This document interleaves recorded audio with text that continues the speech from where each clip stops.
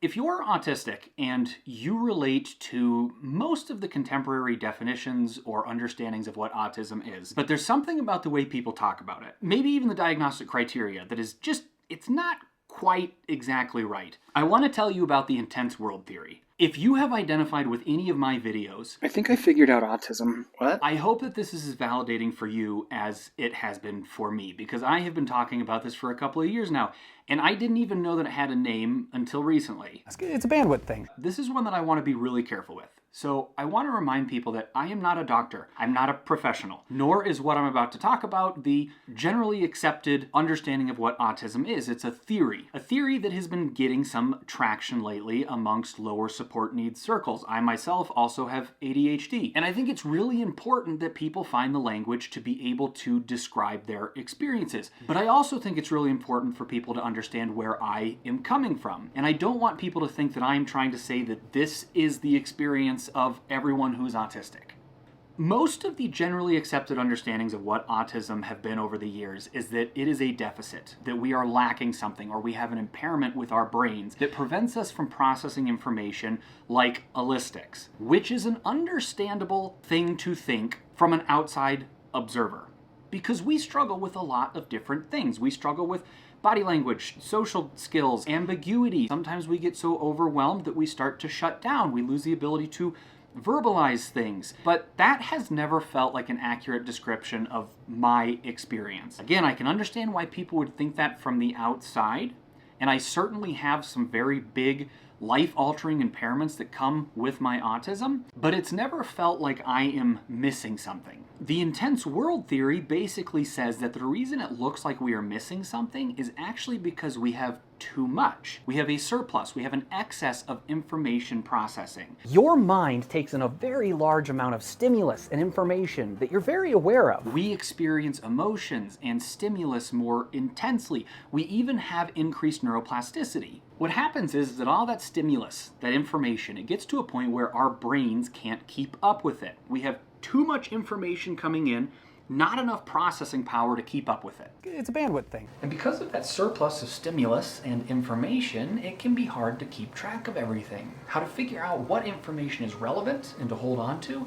and what's irrelevant and to get rid of. And the more overstimulated we become, the harder it is to think properly, which means it's even harder to track that information. And eventually we hit a tipping point where it just becomes a downward spiral.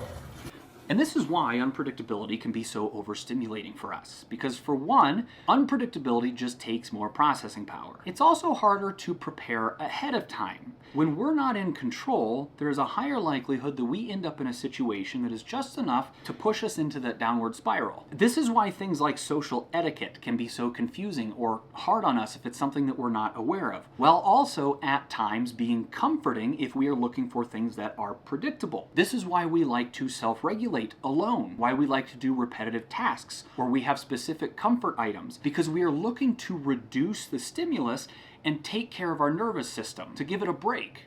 The intense world theory also talks about autistic people having increased levels of neuroplasticity. Neuroplasticity is just your brain's ability to rewire neural pathways, to retrain existing parts of itself to do things that it wasn't responsible for before. What that looks like is autistic people more quickly adapt to new information or experiences. But that doesn't make sense, right? Because autistic people are supposed to be rigid thinkers, which I've already talked about.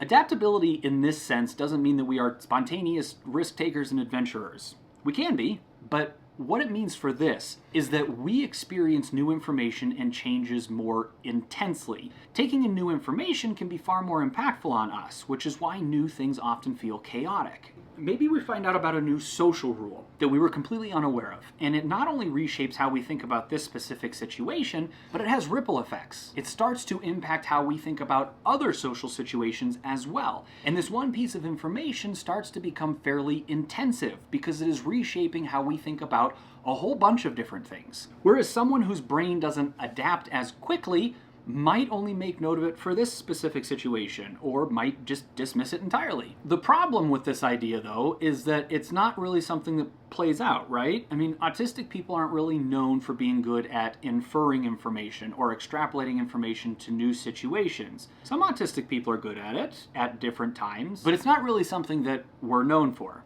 And I think this is where a lot of outside observers of autism run into the pitfall of not doing a good job of understanding how the mechanics of autism play out in the bigger picture of just basic human psychology. I'm probably not qualified to be your therapist. Oh, sure. Yeah, no. We also have the same basic human need to feel safe. We have an aversion to danger, and just like anyone has a hard time with information that makes them feel unsafe or contradicts their worldview, we also have a tipping point with new information. And when you combine the basic human need for some level of reliability or stability, mixed with what I was describing earlier, why autistic people need predictability to calm their nervous system, you can understand how new that we experience more intensely becomes that much more quickly overwhelming, to the point that some of us just start avoiding new, because new can be enough to send us into the downward spiral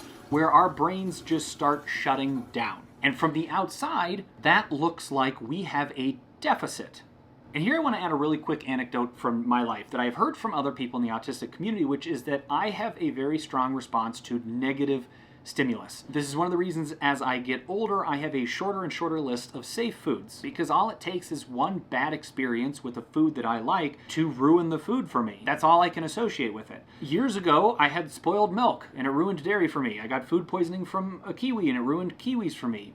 And this also impacts other relationships and situations. If I get hurt or have a negative experience, it's very hard to not relate those two things together. And if I zoom out a little, this is how I navigate pretty much everything. I am very problem focused, and I don't mean that I'm negative. I'm looking for problems and how to avoid them or prevent them or how to fix them, which makes it really hard to just enjoy things because I'm very focused on how to fix or prevent negative stimulus. The intense world theory is basically describing a mismatch in cognitive abilities. It's a bandwidth thing. Which is already something that we are looking for when evaluating adults for autism. We have an excess of information coming in and not enough processing power to sift through all of it. And I think the natural question that people have is, how do we know that it is an excess of information? And it's not that you have a deficit or a limitation with your processing power.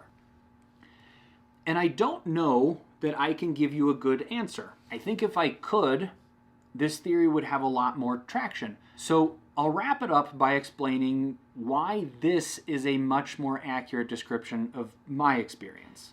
It is the millions of day-to-day little indicators, recognizing changes in recipes from food companies that other people don't pick up on, recognizing the variations in the manufacturing process for my favorite drink because they have different levels of tonic to syrup ratio, recognizing around 2020 toilet paper started smelling like it was being recycled. It is explaining to someone that the flaps that connect my nasal passageway to my throat feel weird today, or talking about feeling my bones and people not understanding what that means. It is all of the definitions or descriptions of autism that say that I am not able to pick up on something or recognize something like social cues, when in reality I do pick up on them. It's that I have other things going on in my mind that prevent me from being able to process them correctly or making me overthink them. It's all of the little things like that that are telling me there's too much. And maybe that's what this all boils down to. Maybe we do take in an excess of information and we rewire our brains more efficiently. Or maybe we're just more aware of certain stimulus. And when we take in more information that we're aware of, we're more likely to then run that through mental models, which becomes overwhelming. Maybe some processes are just better left running in the background.